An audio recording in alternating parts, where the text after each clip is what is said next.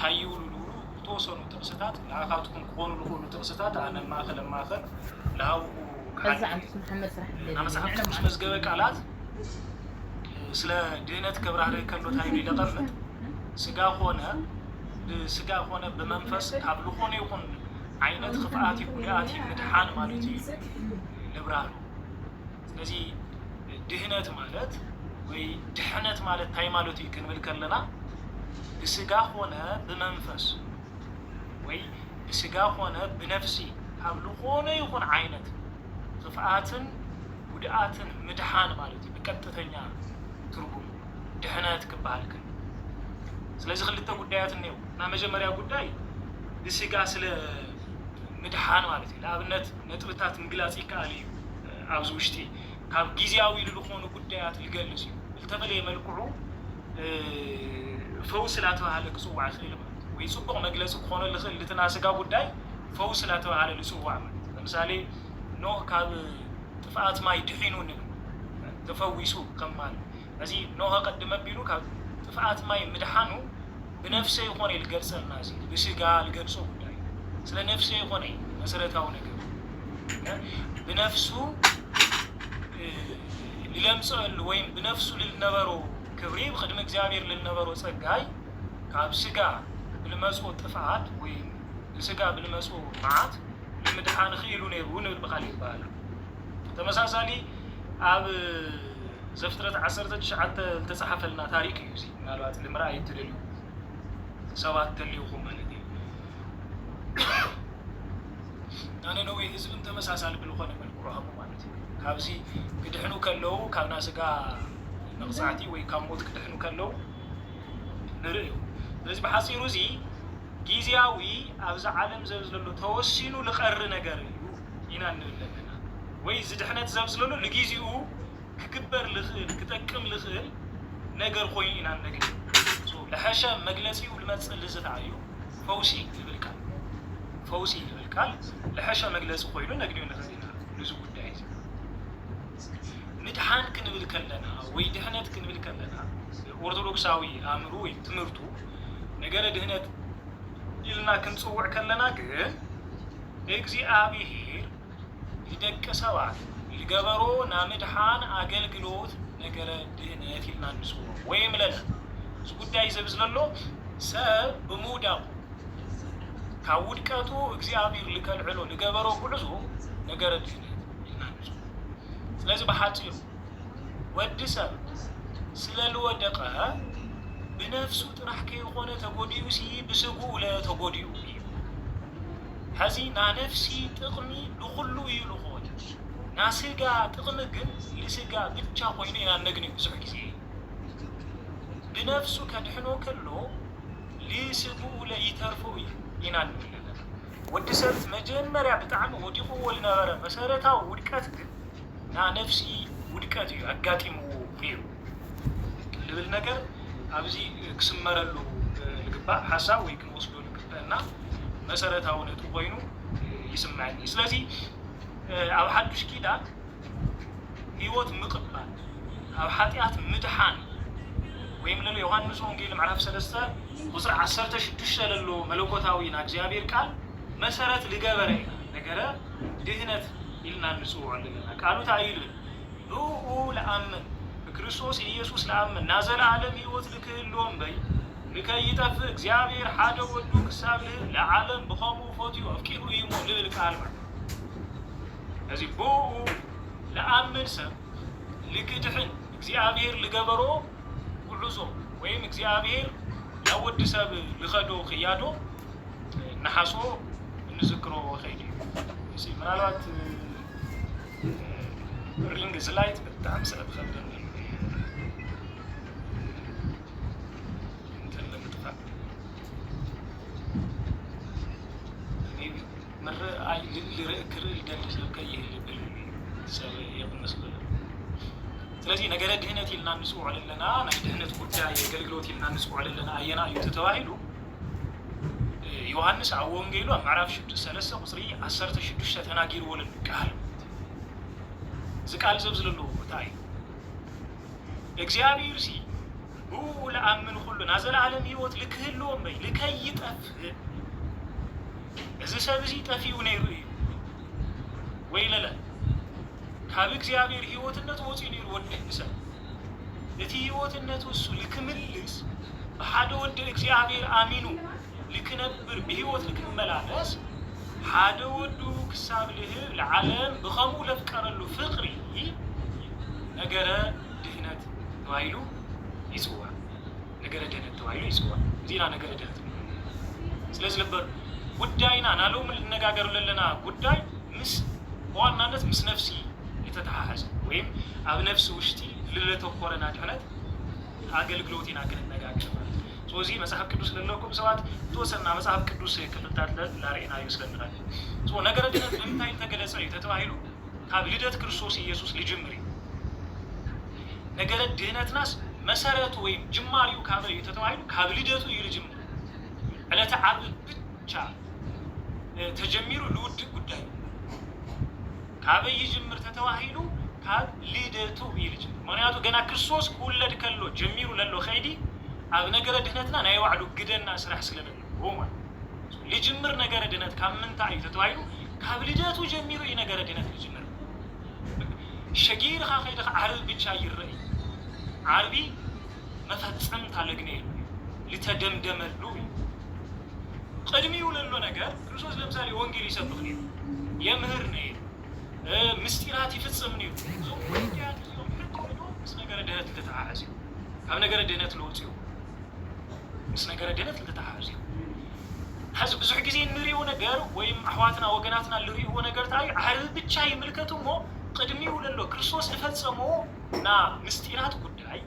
ክርስቶስ ለፈጸሞም አስተምሮታት ክርስቶስ لفتصم لمثالي لصومو لصليو لتطمقو خالي ጉዳይ ይርሳ ይህደግ ታይረ ዓርብ ብቻ ትረእ ማለት ጎልጎታ ብቻ ትረእ ቀራኒው ብቻ ትረእ ሐር ችግር ይመጣል ስለዚህ ልበር ልጅምር ነገረ ድህነት ካምንታይ ልጅምር ወይም ካምንታይ ልመጽእ የተተዋይሉ ጅማሪው ገና ካብ ልደቱ ለሎ ጀሚሩ ነገረ ድህነት ይላል ንጽውዖም ላይ ዓርብ ብቻ በመልዓል ነገረ ድህነት አይነ البوينت መጀመሪያ ከተሐዝ ልግቦ ነገር ፍጻሜው ለግኔ ግን በመታዩ ይሄ ነፍሱ ለገዛ ወገናቱ ወይ ለገዛ ጸላቱ አህሊፉ በመሐብ ክርስቶስ ለኸፈሎ ጸጋ ክርስቶስ ለኸፈሎ ለሃበና ምሕረት እሱ ንዝክሩ ንሐሱ መንገድ ኮይኑ ነግኔ ማለት እሺ ስለዚህ ወደ ሰብ ድህነት ይድልዩ ነው ማለት በኻሊ ይባላል ድህነት ይድልዩ محرات يدليني محرات يدليني إيش ميت كبارو دون بيكون التعاتي لله محواتي أحدي ميت لا كبركم لازم دحنات يدليني يبينا لمن تاي سلا للوي دحنات نقل لنا كريستوس نا دحنات أقلقلوت فاتسيمو يكن لكلنا كم من تاي يدحينونا ታይስ ለተፈጸመ ክርስቶስ ከድህነና መሲኡ እንውሮለና ወይ አንተ ወልተበስናዩ አሐዱ ወዱ ለዓለም ሕሊፉ ለሃበሉ መሰረታው ጉዳይ መድኃኔ ዓለም ሲታይ ታይስ ለተፈጸመ ለሁሉ ተወሰኑ ነጥብታት ራእይ አድላይ አንተ ወላ ገለጽና ነርናይና አዳም አውሽቲ ሞት ይኔ ሞት ነው ኩነኔ ነው ፍዳ ነው አውሽቲ መርገም ነው አብጸልማት ነው ዚዮም ለምልከቱ መጀመሪያ በስር መሰረቱ ዚዮም ክንድር ተሆይና ተወሰነ ነገር አጣጣስና ነኸድ እትና መጀመሪያ ሰብ ወይም አዳም በሞዳቁ ሞት ለዓለም ሁሉ መስዩ ይናል ስለዚህ ሞት ስለልነበረ ለሞትና ህይወት የድልና ነው ማለት ወይ ሞት ከሳር ክፍልን ለሞት ሰብ ለሞት ነው ስለዚህ ወደ ሰብ ሁሉ ኪዳን አሞት ውሽጥ ነው ካሞት ላብ ህይወት ለክሻገር ድህነት የለዩ ማለት ካሞት ላብ ህይወት ለሻገር ና ድህነት አገልግሎት ምፍጻሜ ሊሆን ነው ወይ ነገር ድህነት የለዩ ድህነት የለዩ አዳም እጸበለስ ምብልዑ ጂሉ ታጽ ምቅጣፉ ብቻ ይሆን ለመላእክተና ምክንያቱ በሐደ አዳም ምክንያት موت لا عالم كله آتينا نقول ስለዚህ አዳም ሰሪሕ ወለሎ ነገር ኃጢአት እዩ ኃጢአት ስለልሰርሕ ወዲ ሰብ ሞት ኮይኑ ወይ ሞይቱ ምክንያቱ ናሞት ውጽኢቱ አይመን ናሞት መስሩ ኃጢአት ለኃጢአት ለለ ውጽኢቱ ሞት እዩ ይቆም ኃጢአት ለልሰርሕ ሰብ ውጤቱ ኮን ለገል ውጽኢቱ ኮን ለገል ሞት እዩ ስለዚህ ኃጢአት ስለልሰርሕ ወዲ ሰብ ሞይቱ ኢና ኃጢአት ስለልሰርሕ ወዲ ሰብ ሞይቱ ስለዚህ ኃጢአት ሱታዩ ለይምእዛዝ አዳም ኃጢአት ታይ ተተባሂሉ ለይምእዛዝ ለለ ኃጢአት ለይምእዛዝ ኃጢአት ለይምእዛዝ ከምን ታይ ለመንጨ ለይምእማን ለመንጨ ስለዚህ እግዚአብሔር አዳም ለቃል እግዚአብሔር ከምእማን ብላዕሊ ለቲና ዲያብሎስ ቃል አሚኑ በመጀመሪያ ተገድዩ ማለት ሞይቱ እንውሎ ለለና ኃጢአቱ ውጽኢት አየና ይት ኃጢአት ለይምእዛዝ ናምንታይ መሰረቲ ወይም ታዩ ለይምእዛዝ መሰረቱ ምንጩ ታይ ተተባሂሉ ለይምእማን አዳም ለእግዚአብሔር በለይምእማን ሞይት ይናለ ናለይምእማን ውጽኢት መጀመሪያ ብስር መሰረት አዳምስ በለይምእማን ሞይቱ ይናለ እዚህ እጸበለስ በመብልዑ ልብል ነገር ሰብ ብዙ ጊዜ ለተሐዙት አይመስልኩም እጽ ሆነት ተኽሊ ሆነት እጽ ቀንጢው አዳም ያር በልዑ እዚህ አስለን ሆነስ ሞይቱ ይለካ ኖ እሱ የሆነ መሰረታው ነገር እዚህ እጸበለስ በልዑ ከባህር ከሎ ለይምእማኑ ይልመላ ለይምእማኑ ይልከንስ ወገና ስለዚህ በለይምእማኑ ኃጢአት ሰሪሑ ለኃጢአት ውጽኢት ለለ ሞት ስለዚህና ነገረ ድህነት እንውሎ ሲይለኩም አንዱ ዮሐንስ ወንጌል ምዕራፍ 3 ቁጥር 16 ስለለው ጉዳይ እሱ ታይልን ብኡ ለአምን ሁሉ ናዘላለም ህይወት ምእንቲ ክረክብ በመላም ኡ ለአምኑ ታይሉ ሆኒ ለእዘዙ ለአምኑ ጽድቅ ልሰራ አዳምስ ወዲቁ እንለለና ታይ ስለሆነ በላይ ናለይምእማን ለይምእዛዝ ናለይምእማን ውጽኢት ይልና حزلك أنا أمن النينا إتبلي مأمنا لماذا موت النية ولو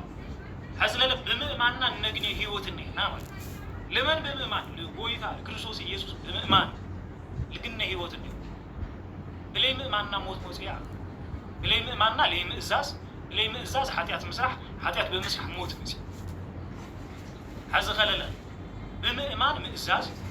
بمإزاز مصداق هيوت مركها زيت بوي لذي كريستوس تايلونا وانجيلاو كسنتكلو دول عمن كلنا يزلالي ميوت من كان كنو كلهم بلكي يتفسي እግዚአብሔር ለሐደ ወዱ احلف بغم وهبه اسمه كما ذا افكروا እግዚአብሔር ለዓለም ومطو ወልዶ አህደ كما ይሄው ሁሉ ዚያምን ወጡ እስከላለ ልብ እግዚአብሔር ሲል ለሐደ ወዱ ለዓለም ሁሉ ለአምኖ ለክድፈን ሁሉ ለአምኖ ለክድፈን ለዚህ አቡሊ ኪዳን ቀን በሐደ በአዳም ለኢማን ምናት ሁሉ ታይቆይ ዋት ወይ ኃጢአት ዋሪያን ኃጢአት ተገዛይ ወይኑ ነግኒው ለና ማለት እዚህ ካበልና አዳም ብሌም እዛዙ ወይ ብሌም ኢማኑ ታይነሲ ልበሉ በኢማን ህይወት ምልክና ሁሉ ብለይ ምእማን ደለ ዞም ጉዳይ አዚያቶ ይመስል ለክርስቶስ በምእማን ህይወት ይግነ ለክርስቶስ በምእማን ና መንግስቱ ወራስ ሙኻን ይካል ለክርስቶስ በምእማን መድሃን ይካል እዝና ሐዙ ምክንያቱ አንተ ደጋግሜ ይገልጾልኩ ታቦይን ተብሰለለላያ አዳም ብለይ ምእማኑ ኃጢአት ሰሪሑ ወይም አይተአዘዘይ ብለይ ምእዛዙ ለለሙይዙ አዳም ብለይ ምእማኑ ወይ ብለይ ምእዛዙ ለጋጠመው ነገር አታይዩ ከዚህ ነገር ድህነት ክንብል ከለና ካምንታይ ድህና ወይ ካምንታይ ለድህነና ለሉሉ ነጥብታት ወይ ታይ ስለለጋጠመና አይና ምድሃን ለድሌና ሉሉ ጉዳያት መራይ ሰማይ ነገር ታይ ስለለድሌና ምድሃን ለድሌና ሲ ታይ ስለለጋጠመ ታይ ስለልመጽ ሄሎ ነገር ድህነት ነገር ድህነት ማእከልና ሐስለ ሐዙለ ይብለኩም ለሉ ደጋጊማም አዳምም ለጋኔ ለሉ ዮሐንስ ወንጌል ምዕራፍ 3 ቁጥር 16 በቃ اسمه كما ذا افكروا እግዚአብሔር ለዓለም ومطو ወልዶ አህደ كما ይሄው ሁሉ ሲያምን ወጡ እስከ ለዓለም እንወለደ መስራይት ነው እዚህ ነገር ዝብዝብ ነው እንተ ሐሱ መጀመሪያ ሰለሰለ ኦኬ እሺ እዛዙ ወይ ብለይ ምእማኑ ሞዋቲ ኮይኑ ና መጀመሪያ ሞዋቲ ኮይኑ እንታይ ምዃኑ ብለይ ምእዛዙ ናለይ ምእዛዙ ውፅኢት እንታይ መፅኡ ሞት መፅኡ ሓጢኣት መፅኡ ንብለና ሓጢኣት ውፅኢቱ እንታይ እዩ ሞት መፅኡ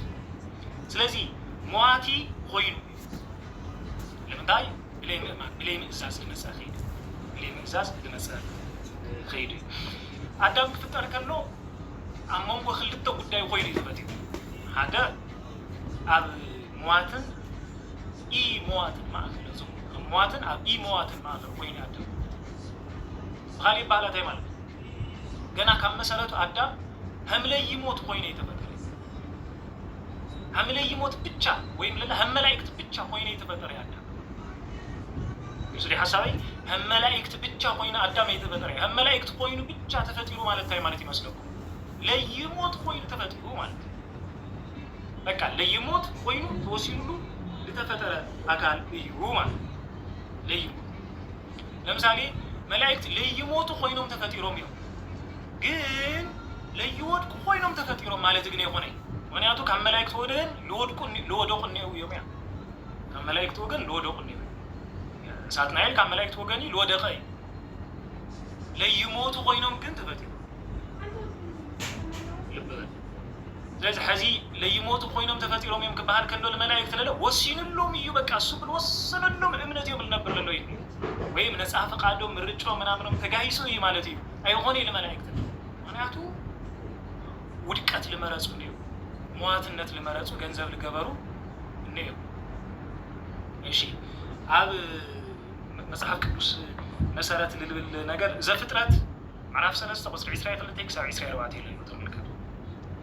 إذا فترات سلسة إسرائيل خلتك ساعة إسرائيل أربعتي للو تملكته تقريني مصحف كدوس للكم سبعة الليكم تقريني مصحف كدوس توصلنا تصبحوني قبل بعضكم كاب مولاهم ما بينه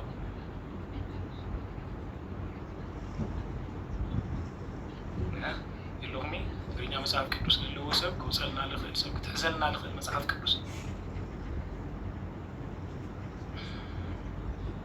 كيف بالله تحت خنا دايو كبرهم كلاي كيف يدعمك هذا مصحف كدوس هذا سكور لي كرتا لعل له إذا فترة سلسة إسرائيل خلتك ساب إسرائيل وعدي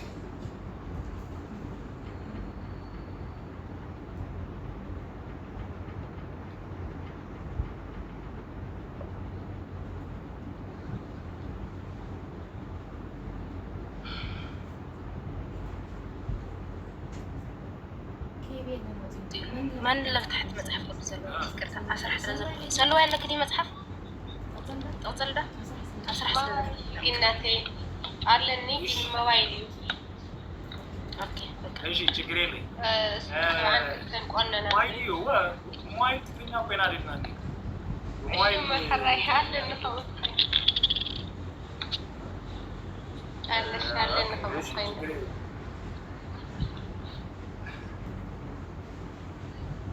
وصلكم ايش زفترت معرف سلسته كوسر إسرائيل خلتي كساب إسرائيل بعده إجابيرون خمس بلي إنه أدم سناين حماقن لمفلات كأنا كم تحدو خنا لبل نجر لبل سناين حماقن لمفلات كأنا كم تحدو خنا لا كأنا هي وتزاف وسيدو لكي يبلع لزن عالم هياو خوينو لكي ينبهري لبل كأنا هي وتزاف أدم من دحر بليعو لزن عالم هياو خوينو لنبرلو عدل نيرو نبرلو عدل نيرو قلت أيوة لذي إخزيابير لزن عالم هياو خوينو كي ينبر كافتنا هيوت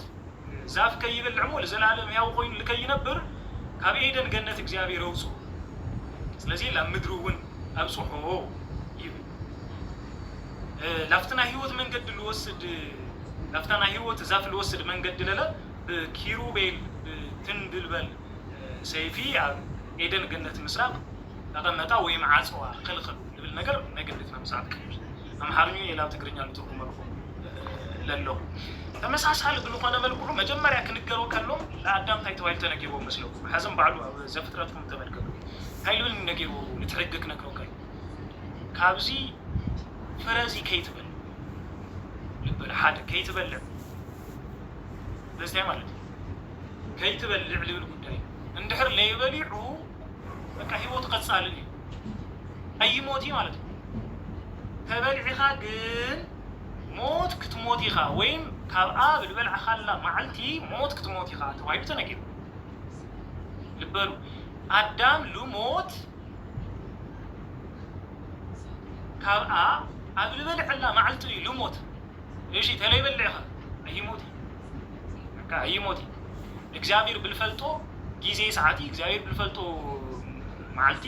ይጸንሕ ካብና ህይወት ዛፍ ይበልዕ ያው ኮይኒ ነበር ምክንያቱ መጽሐፍ ቅዱስ ልብለና ለሎታይ ካብና ህይወት ዛፍ ከይበልዕ ለዘላለም ያው ኮይኑ ከይነበር ለዘላለም ያው ኮይኑ ልነብሩ ልዕድል ነይርዎ እዩ ማለት ነው ለዘላለም ያው ኮይኑ ልነብሩ ልዕድል ነይርዎ እዩ ጽቡቅ ነቢል ግዳይ ጽቡቅ ስለዚህ ነታ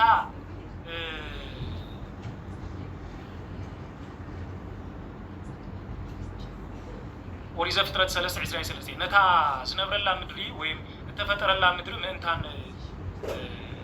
خعيا دما እግዚአብሔር አምላክ ካብ ገነት ኤደን አውጾ ለብለኝ ጽቦ ለዓይ ለኸቦት እስራኤል ተይለሎ ተመሳሳለ ብለሆነ ነቢ እስራኤል ለብለኝ ወሰርለ ፖይንት መውሰል ለለው ማለት በሐጢሩ ክልተ ነገራት ገሊጸለሁ ነው ይኸውስ ሓደ አዳም ተለይ ይበልዕ ነይሩ ይሞት በቃ በመውልዑ ይሉ ሞት ቆይ መውልዑ ለኩም ለለኹ መውልዑና ምንታይ ውጽኢት ይልና ኢና አንቱ ናሊ ምእማን ተአዛዛይ ናሊ ሙኻን ውጽኢት ምስጢሪ በልዑ ለብሎ ስለዚህ موات خوين بمولعو أدم ويت عزاز بلي مخان بلي مأمانو مواتي خوينون شيء تعزاز تلخون نيروخا موات نيرين ولا أفت مسافة كبسامو اللي بلي جاير كوك قالوا حقي هايدي لولو لو جابير هي تبلع هاي كبلعية هي لخاقين موت كتموتي خا لازم بمولعو يموت موت لولو لا يبلعخا هي موتي نيرو ينادلن حاولوا خونه ነገር ነይሩ ይነብረ ይባሃል ይምበይ እሱ ይቅባል ይናንደለ خلአይ ነገር ታዩ ጉስቁልና ገቲሞ ወይ ጉስቁልና ገቲሞ ወይ ጉስቁልና አዳም ውሽቲ በጽሑ ነገር ንመጽ ጉስቁልና ማለት ታይ ማለት እዩ አዳም መጀመሪያ ከፈጠር ከሎ በጸጋ ክቡር ነው ጸጋ ለበስሖ ጸጋ ለመልኦ ቅዱስ ክቡር ፍጥረት ነው አዳም ስለዚህ መጽሐፍ ቅዱስ ከናገር ከሎ ለአዳም ለተናገሩን ብዙ ጉዳያት ነው ታምድሪ ምርህዋ ግዝኡዋ ፍጥረት ሁሉ ንዱት ናተባለ ክንገረው ከሎ እንመልከት ስለዚህ አብ ልዕል ምድር ሁሉ አዳም ስልጣን ተዋይ ወይና እንመልከተው በመሰረቱ በመጀመር መጽሐፍ ቅዱስ እዚ ጸጋ ዘብዝለሎ አብ ባህሪ አዳም ደሃር ግን بلي مئزاز لمثالي برهان لنبرة لبسو ومننتو ببرهان سقات مريض لنبرة سقو تكفي سقو كحقوق كنلون نملكته لذي تواري سقو تكفي طرحو خوانا مسابيتو قام التحفر ننحد علوم قام التحفر جمرو وصلنتيهم مقلدام جمرو الحار للو قربات مخدان جمرو إذن لمساسلو قدات كقاتمهم جمرو مالتهم سوات زياتهم لذي لفرح لرعد لنبدبد عينة مننت للو وسوفا دي وسكولنا إلنا نسوع لنا لمثالي حزب للو ناينا كاب سقانت مقسقال وين دخام خلوط مساسلو قدات للو ايش تقبلوا بيزا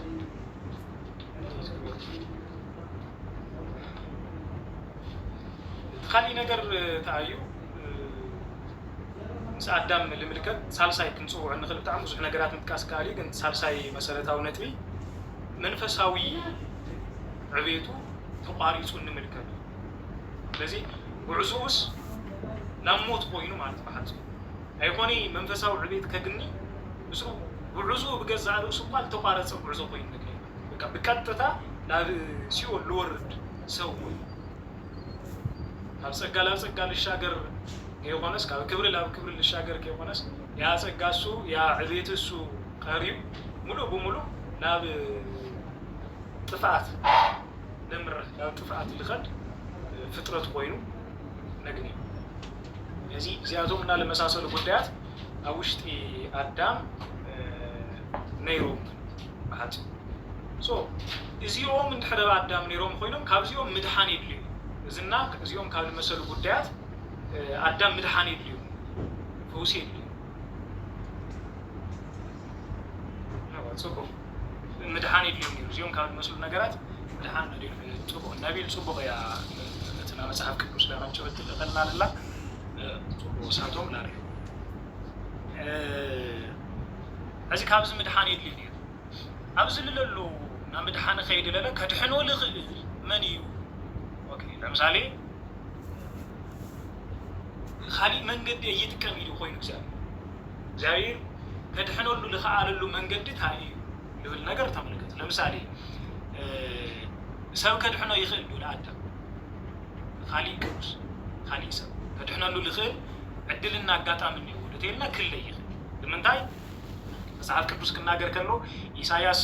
64 ካብ 11 ክሳብ 9 ጀሚሩ ዘሎ ጻድቁን ሰፊሑ ንምምልካት ጀሚሩ ሰፊሑ ኖሕ ልበለ ነገር ስለሆነ ምክንያቱ መጽሐፍ ቅዱስ ትግርኛ ውስጡ ለይለኩም ክሳብ ሕዚ እንትን ይገብሩ ለይለኩም ስለዚ ኢሳያስ ዘሎ ሙሉ ብሙሉ ተመልከቱ ተመሳሳሊ ብዝኾነ መልክዑ ልበ ኣምላክ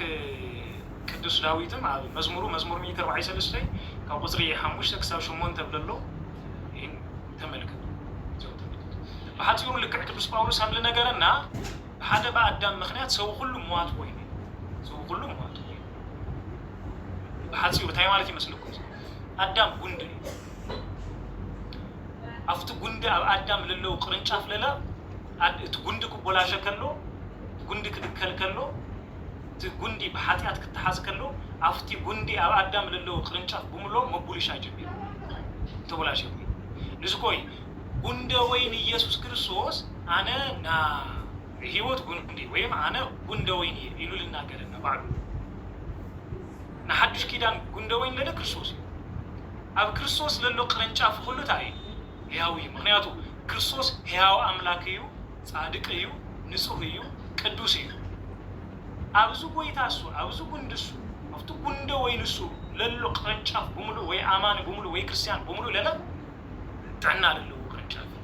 ወይሉ ይልመስል ጻድቅ እዩ ቅዱስ እዩ ንጹህ እዩ ኢና ልጉንዱ እያ ልመስል ቅርንጫፍ ልጉንዲ ይመስል እትና መጀመርያ ጉንዲ ኣዳም ብምቡልሻዩ ኣብቲ ጉንዲ እሱ ዝነበሩ ቅርንጫፋት ተቡላሽም ወይ ሞት ኮይኑ ምክንያቱ እቲ ጉንዲ ብዋናነት ሞት እያ ብሓደ በኣዳም ምክንያት ሰው ኩሉ ሞዋት ኮይኑ ሰው ኩሉ ሞዋት ኮይኑ እንደግዲ እሺ ስለዚ ሰብ ከድሕኖ ይኽእል ብኻሊእ ይባሃል ሰብ ንሰብ ከድሕኖ ኣይኽእል ንምንታይ ሕድ ሰብ ብምሉኡ ድሕነት የድልዩ ስለዝነበረ ድሕነት የድልዩ ድሕነት ለየድልዩ ልዝኮይ ክርስቶስ ክናገር ከሎ እንታይ ይብል ኣነ ላብ ዓለም ልመጽኣ ኩሉ ምክንያት ሲ ለኃጢአተኛታት ወይ ለሕመምተኛታት እምበይ ለቅዱሳን ለጻድቃን ኣይኮነይ ላበለን ነገር እዚ ማለት እንታይ ማለት ይመስለኩም ክርስቶስ ልናገር ለሎስ ኣነ ልመጽኣ ኩሉ ምክንያት ሲ ለሕመምተኛታት የመጽእ ለኃጢአተኛታት የመጽእ እምበይ ለጻድቃን ኣይኮነይ ወይም ልቶም በዓል ጥዕና ኣይኮኑ መጽእ ለለኹ ይብል ኦኬ ኣብቲ ክርስቶስ ኣብ ዝመፀሉ ግዜ ሰዓቲ ጥዕና ዝነበሮ ሰብ ነይሩ ወይ መድሓኒት ለየድልዮ ሰብ ነይሩ ድዩ ኮይኑ ኣይነበረ ኩሉ መድሓኒት የድልዩ ክርስቶስ ኣነ ልመጽኣኹ ንሕመምተኛታት እዩ ማለት እንታይ ማለት እሺ ሓደ ነጥብ ዝሓዙ ለሊ ግዜ ሓደ ከልዕለልኩም ተመሳሳሊ ብዝኾነ ምሳሌ ሉቃስ ወንጌል ምዕራፍ 15 ለሎ ስለቲ ናብ መጀመርያ ምሳሌ ክናገር ከሎ ስለትልጠፈ በጊዕ ልትልጠፈ በጊዕ ክርስቶስ ክእልሾ መጺኡ ልትልጠፈ በጊዕ ክርስቶስ ክእልሾ ክመጽእ ከሎ እንታይ ይግዩ ልቶም 99 ኣባጊዕ ሓዲጉ ልቲ ሓደ ልጠፈ በጊዕ ክእልሾ መጸአ ናብ መጀመርያ ጉዳይ እንዳይ ሓዲጉ يسعد شعتي واقع حديق هذه يسعد شعتي واقع حديق مالت لتوم واقع زيو بتينو سكرسوس نتي يخوني ወይ ለይጠፉ አባቂዕ ነው ማለት ይሆን ግልጽ ክርስቶስ ለይጠፉ አባቂዕ ነይሮሞ ማለት ይሆን እትልጠፈ በቂዕ ልባሃለሎ አዳምና ደቁ ይዮም ይስዓሽዓተይ አባቂዕ ልብሎም ለሎ ቶም መላእክት ይሁን ይስዓሽዓተይ ነገደ መላእክት እንብሎም ማለት በቃል ይባላል እምበይ ለይጠፈ ሰብን ይውቴልና ችግርን ይሁን ልምላሽ ለይድልዮ አለሻ ለይድልዮ ለይጥፎ ሰባት ነው ይዮም ና ክርስቶስ ድህነት ልተወሰኑ ሰባት እዩ አይነብሊ ና ክርስቶስ ና ድህነት ተገልግሎት ለሁሉ ፍጥረት ወደ አዳማዊ ልባል ሰው በሙሉ ለሁሉ ልውክሉ ይላል ለይውክሉ ይላል እዚ እንድሕር ኮይኑ ክርስቶስ ልመፀሉ ምክንያት ባዕሉ ግልጽ ገይሩልና ንዞም ተይሳዓት ሸዓተይ ሓዲጉ ማለት በቲንዎ ማለት ለለ ይኾነ ባህሪ መላእክት ሓዲጉ ናሰብ ባህሪ ገንዘብ ገይሩ ማለት ናአዳም ባህሪ ገንዘብ ገይሩ ማለት ናት ሓደ ባህሪ ገንዘብ ገይሩ ለምድር መፀ ናቶም ተሸዓተይ ነገደ መላእክት ባህሪ ግን ባህሪው አይገበረይ እሲ ይገልጽ ላፍታን አንቶን መለስ ታይሉም لتوم حممتنيا تاتنبي لتوم سبتعنا كبل يمساو بي لتوم نهاتان بي لسالكان يمساو سلازي صادق نيرو دي يخوين نا كريستوس نا دحنا تغلغلوت ليد ليوسف نيرو دي يخوين يلنا نو يلا زمالات انا الملائكه يمساو بي لتوم لي ودقل لتوم لي صحاتو ملائكه يمساو بي مسيل اندقو لتلو ودقل تصحاتن تسكل يمسيل يل لمن تاع مغنياتنا تاع مدحانيت ليو سبعين بريا على كريستوس مدحانيت نقول لازم ننسب سيلان رئيس بعد سوس ማስረጃና ይብል ነገር ንውሰዱ ስለዚህ ክርስቶስ አይመድሳል ሰብ ከድኖ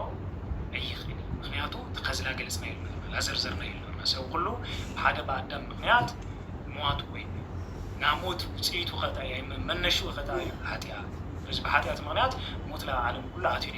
በሓደ በአዳም ምክንያት ሞት ለዓለም ሁሉ አትዩ ወይም ሰው ሁሉ ሞት ሆነ ማለት አይ ማለት ነው በኃጢያት ምክንያት ሰው ሁሉ ሞት ሆነ ማለት ነው ወይ በላይ ኃጢያት ነው ለለለ ለይብማ ነገር ወሶል እሺ ከድህኖ ለኻሊ መልአክ ከድህኖ ይኽል ለአዳም ወይ ለአና ነገር ድህነትና መላእክት ክፍጽሙ ይሁሉ ዶ ነው ለብል ነገር ንውሰድ ወይ ነህሰብ ቅዱስ ጳውሎስ አብ ዕብራውያን መልእክቱ ምዕራፍ ሓደ ቁጥሪ 14 ስለ መላእክት ለምልከት ተወሰል ተናገሩ ነገር ሁሉም ምንታን ክድሕኑሲ ካብ እግዚአብሔር ድላአሁ ለገልግሉ መናፍስት ደይኹ መላእክት ደይኹ በምዝ መልክዑ ና መድሓነ ገልግሎት ገለ ክፍጽሙ ክእሉ እዮም ቶም መላእክት እዚኣቱ ካብዚ ወፂኡ ብለሎ ከይድ ግን እሳቶም ለ ብመጠን ፍጡር ወይ ፍጡራን ካብ ምዃኖም ዝተልዓለ እቲ ልፈረሰና እግዚአብሔር ቃል ወይም ቃል እግዚአብሔር ለይተአመነ ሕግ እግዚአብሔር ለይተአመነ ሰብ እቲ ልውድቀት እሱ ከድሕንዎ ልኽእሉሉ ፕሮባቢሊቲ ነው ወይም ዕድል አይነበሮም ክምልሶ ይኹን ቤዛነት ክኸፍሉ እዩ ልባት ቤዛነት ክኸፍሉ ኣይኽእሉ ንምንታይ ተባሂሉ ካብ ፍጡር ዓቕሚ በላዕሊ ስለዝኾነ ክርስቶስ لخفلو بيزانت أملاك ثم أملاك فتصوم سر بمقارو لخفلو بيزانت وي فتصوم أملاك فتصوم سر لقونا كريستوس لفتصمو بيزانت ما ننفطور كخفلو أيخلي ما ننفطور كقبلو أيخلي ما ننفطور بيزانت السو انت نقاو أيخلي كوس لي لذي منصرزي ملائكة ملائكة بفطور عقمي حيلي تبيزانة السوء لفتصام سلالي بفطور تعكسني بنا فطور فقري لكني بنا فطور حيلي بنا سلطاني كفتصامي لخيل موتنا بجزع روس بجزع حيلو كسعرو بالخيل بحاجة كريستوس يسوع بتشاني موت كسعرو لخيل قبل علم موت سلطان للو ويتا بتشاني زي بتشاني الموت كسعرو ማለት በስልጣኑ በኃይሉ ልሞት ልስዕሩ ቅዱሳን ነው ግን በስልጣኑ በኃይሉ ይሆን በኃይሊ እግዚአብሔር በኃይሊ ወይታ ይንክሰው خالي ነገር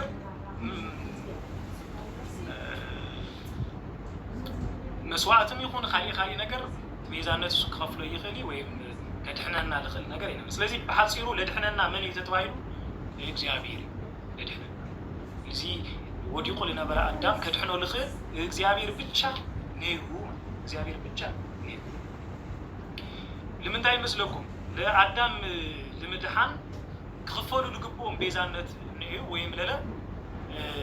ከድህኖ ለኸል አካል ሶም ሐዘን ንጠቅሶም ጉዳያት ለተላበሰው ኮንክ ገንዘብ ለገበረው ኮንክ ለአዳም ቤዛ ከፍል ወይካብ ኃጢያቱ ከውድቀቱ ከድህኖ ለኸል ከመልሶ ለኸል ከፍሎም ለግቡ ቤዛነት ነው ለምሳሌ ትና መጀመሪያ ጉዳይ ታዩ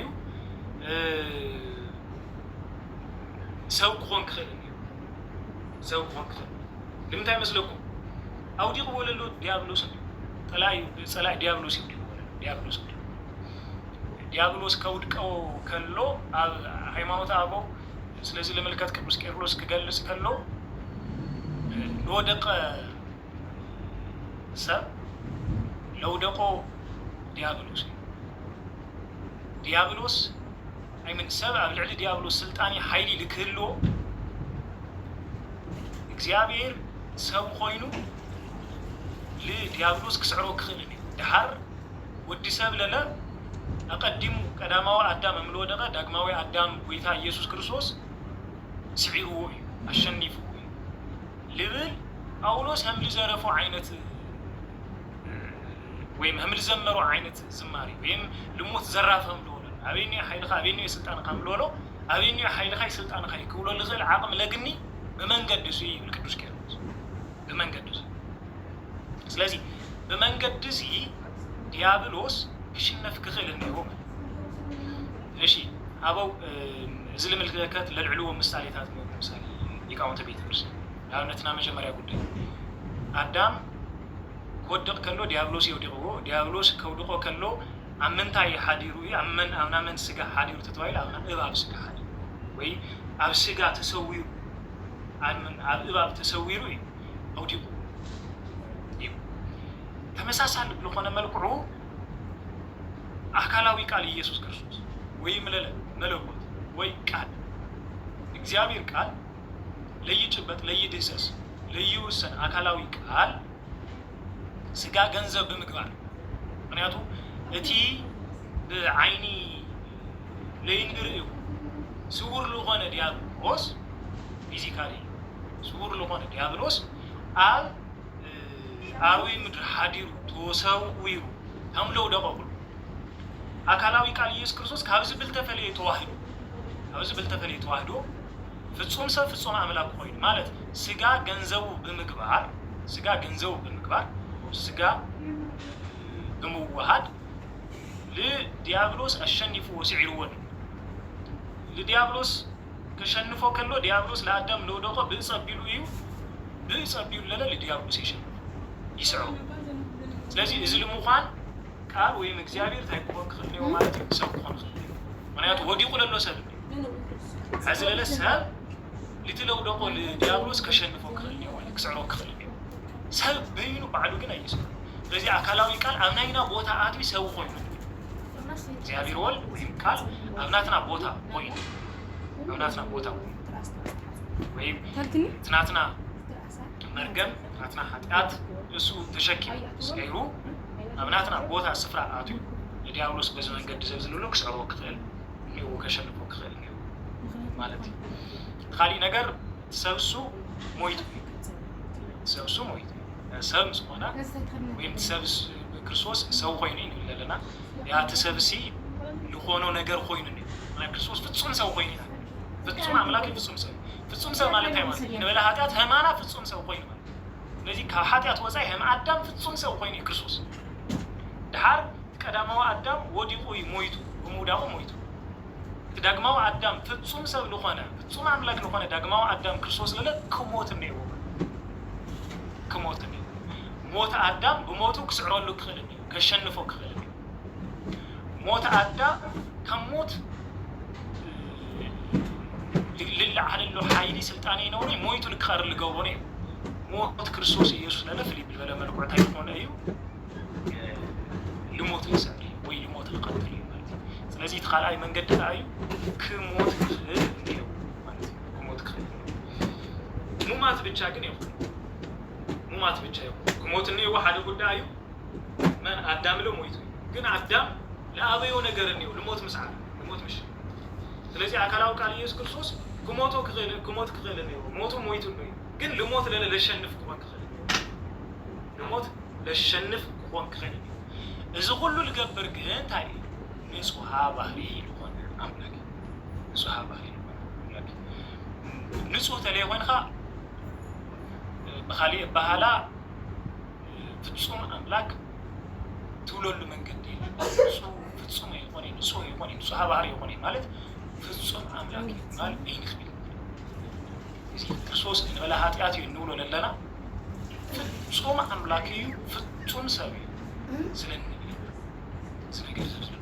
ስለዚህ ንጹሃ ባህሪ ቆንጥኽ እንእዎ ማለት ኻሊ ባህል ምንታይ ለኃጢአትና ልክህስ ለሞትና ልሞት ለበደልና በሞቱ ካብ ዕዳ ነፃ ከውፅእ ልኽእል አካላዊ ቃል ሆን ክኽእል እንእዎ ማለት ኻሊ አባህላ እሺ ኢሳይያስ አብ ምዕራፍ 43 ቁጥሪ 11 ታየው ለና አነ ይብልሞ አነ እግዚአብሔር እየ ድሓር ካባይ ወፃኢ ኻሊ ዘድሕን ማንም የለን ካባይ ወፃኢ ኻሊ ዘድሕን ማንም የለን ስለዚህ ካው ወፃኢ ድሕነና ኻሊ ለድሕን ማንም አይነበረም እሺ لماذا حزل لا 4 دقيقة يوات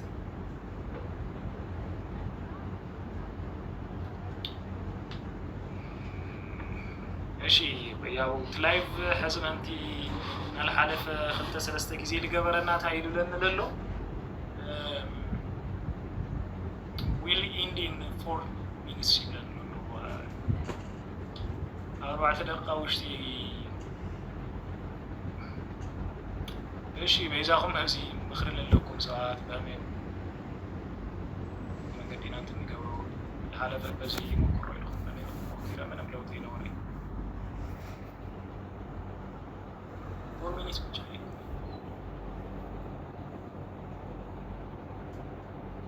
እስቲ አማ ኸል ጊዜው መዝሙር ተዝሙር ቋት ወይ መሐተል